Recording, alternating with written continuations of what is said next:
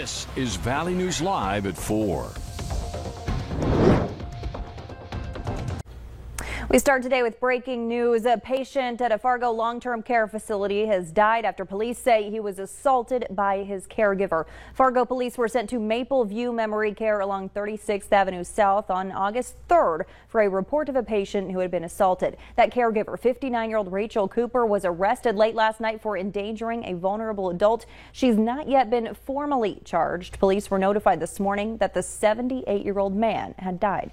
An autopsy will be completed to determine whether or not the injuries sustained on August 3rd contributed to his death. Maple View Memory Care is the same facility an 80-year-old man went missing from last fall. He was found dead in a nearby building after a days-long search by police, water rescue, and community members. The West Fargo School District is warning parents there may not be a bus available to pick up their kids for the first day of school. They're encouraging families to have a backup plan. School officials say they've been told a group of transportation staff indicated they may not show up for their assigned shifts. In a note to parents today, the administrative team says they're working hard to ensure all students can get to school, and they'll keep families up to date on any disruptions. The school district already had a critical shortage of bus drivers, so if some don't show up to work, that could cause significant delays or canceled routes. The board and administration say they've been working with the transportation department over the summer to understand concerns and find common ground.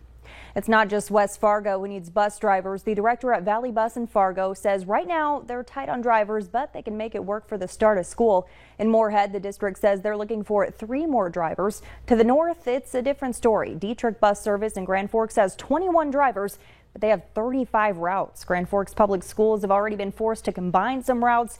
Dietrich is looking for more drivers to cover active routes and to be substitutes. Over in East Grand Forks, they say 1 to 2 more drivers are needed, but they'll hire as many as they can. Some of these companies are offering incentives like helping with daycare expenses and paying people to get their commercial driver's license.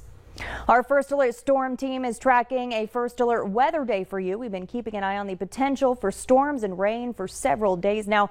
Joining us now with what you can expect is Chief Meteorologist Hutch Johnson. Hutch. Stacy, thanks so much. We indeed are watching for that. The beneficial part is that some of us will get some beneficial rain out of the deal, but it's going to come with a few punches in the form of some hail, and we could see some damaging straight line winds, and also there is a tornado risk.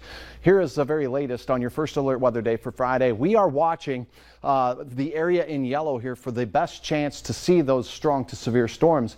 Now, I did mention there'd be a tornado threat. That threat is going to be greatest in the southern Red River Valley into Lakes Country as we go through the late afternoon and early evening hours. And anywhere in the yellow there is where we expect that chance for severe weather to be greatest.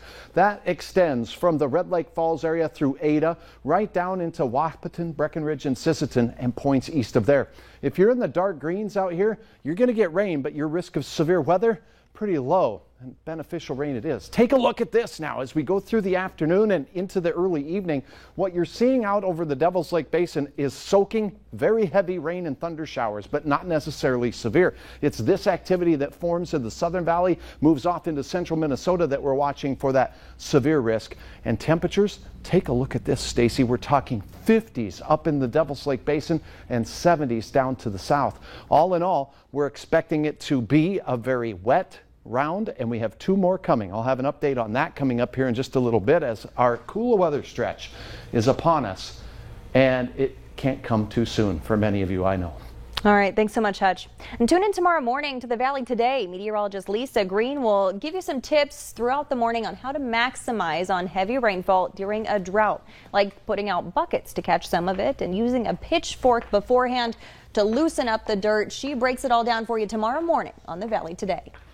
The Otter Tail River is usually filled with people on tubes and canoes, but this summer it's a different story. The Becker Soil and Water Conservation District posted this photo showing the river dried up just northeast of Detroit Lakes. Companies along the river that rent out tubes have been closed for the summer. We hear from one of those families tonight at 6. The river is just the latest victim in the 2021 drought. Some people say enough is enough when it comes to local school districts' COVID-19 mitigation strategies. The Community Alliance for Responsible Education is joining together now to advocate local school districts listen to public health guidance and require masks. West Fargo parent Dr. Chris Pribula says West Fargo's optional mask rule isn't enough to keep students safe. He says district learning doesn't work well, and the best way to keep students in school is to require masks.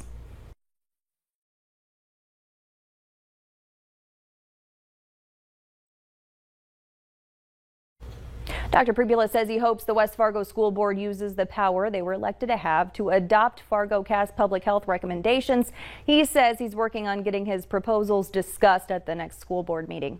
Case New Holland in Fargo has canceled a company picnic because of COVID-19 cases that continue to rise in their plant. The plant manager said in an email to staff they have well over 40 people affected and they're canceling the picnic to keep the virus from spreading. Employees have reached out to our whistleblower hotline saying management is requiring face masks again throughout the plant. The CDC says anyone who received either the Pfizer or Moderna vaccine will now need a third booster shot 8 months after becoming fully vaccinated. Natalie Brand breaks down what you need to know. COVID booster shots could be widely available for millions of Americans beginning next month. We are getting indication that as time goes by, particularly in the context of the Delta variant, that the protection against infection is diminishing significantly. Studies from overseas show fully vaccinated people are beginning to exhibit worsening symptoms in their breakthrough cases. So in our process to stay ahead of this virus, we're starting to see it in infection. We're concerned we will see it in severe disease, and we're planning ahead to stay ahead. But with millions still unvaccinated, President Biden announced nursing homes that receive Medicare or Medicaid payments will now need to ensure their staff is fully vaccinated.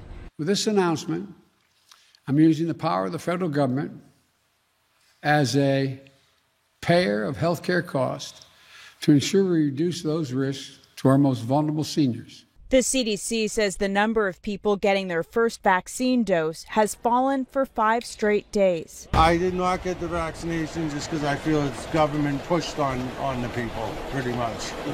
And I just feel it's poison in my eyes. But health officials say the vaccine is still the best way to prevent infection, hospitalization, and death. We have a pandemic of a Delta virus that's ravaging our community, and we have a pandemic of misinformation. The U.S. had a total of 400,000 new COVID cases for the entire month of June and is now approaching nearly 2 million so far this month. Natalie Brand, CBS News, the White House. The government says for now it's only recommending booster shots for people who receive the Pfizer or Moderna vaccines. They say studies are being done to see if a booster is needed for those who received the one-dose Johnson & Johnson vaccine. North Dakota State University will give $100 to students who have been fully vaccinated. President Dean Brishani says those eligible must be fully vaccinated by October 15th, which means you should plan to get your first vaccination before September 15th. Now, there is a list of students who won't be eligible for this program. For that, head to valleynewslive.com and click on this story. Grand Forks County has mobile vaccination clinics for the rest of this week. They say the idea is to provide an easy, accessible option for people to get a COVID vaccine. Today you can go to Hugo's on 32nd Avenue South until 6 p.m. or Winship Elementary School from 5 to 8. On Saturday, a pop-up clinic will be in downtown Grand Forks in the parking lot northeast of Town Square. Just head to our website for a full list of clinics in Grand Forks County. And in Clay County, vaccines are available until 6 tonight at the Public Health Building on 11th Street North in Moorhead. Walk-ins are welcome, or you can register online. Anyone 12 and older can get a Pfizer vaccine. Johnson & Johnson is available for those 18 and older. U.S. Capitol Police defuse a tense situation near the National Archives in Washington, D.C. after a standoff with a man who claimed to have a bomb. Officers safely took him into custody. The Capitol Police Chief says investigators will be on the scene for hours. He doesn't know yet if there were explosives in that suspect's truck. The U.S. State Department just sent out an alert to U.S. citizens and legal permanent residents to get to the main airport in Afghanistan as soon as possible. As Roxana Saberi reports, the State Department is also issuing visas to help thousands trying to flee the country get past Taliban checkpoints. Chaos continues to dominate today outside Kabul's airport. as Afghans try desperately to flee their country. They first have to get through checkpoint after checkpoint, manned by Taliban fighters. Some firing shots and beating people back. Then they face U.S. troops and barbed wire. For now, the runways are clear of civilians, and military transport planes have airlifted out around 5,000 people, mostly U.S. citizens and Afghans who once worked for the U.S. But with around 60 to 80,000 left, by President Biden's count, Defense Secretary Lloyd Austin acknowledged evacuations aren't moving fast enough. It's obvious we're not close to where we want to be in terms of getting the numbers through. The military flights are first come, first serve. Afghan-American Zohal Abdulrahman says her brother-in-law, who just got a U.S. visa, was heading to Kabul airport today when she lost contact. We're really anxious to get him out of there as soon as we possibly can. President Biden told ABC News all this chaos was not the result of bad planning. But the idea that somehow there's a way to have gotten out without chaos ensuing, I don't know how that happens. I don't know how that happened. So for you, that was always priced into the decision? Yes. I think they should have moved fast enough to begin with, right when President Biden announced that the U.S. was leaving. The U.S. will soon have 6,000 combat troops on the ground to help with evacuations. But they're needed to defend the airport and keep it running, not to pick up stranded Americans or vulnerable Afghans. When are you going to sleep soundly again? Till the Taliban are out of Afghanistan for good, forever. And God knows when that's going to be. CBS News has learned the U.S. mission in Kabul is getting reports that the Taliban are blocking some Afghans with U.S. visas from getting to the airport. And the U.S. plans to open an additional gate there to get more eligible evacuees in faster. Roxana Saberi, CBS News, Doha. President Biden now saying U.S. troops will stay in Afghanistan until they can evacuate every American citizen, even if that means missing the August 31st deadline set with the Taliban. Up next on Valley News Live at 4, calming students' nerves with a back-to-school night.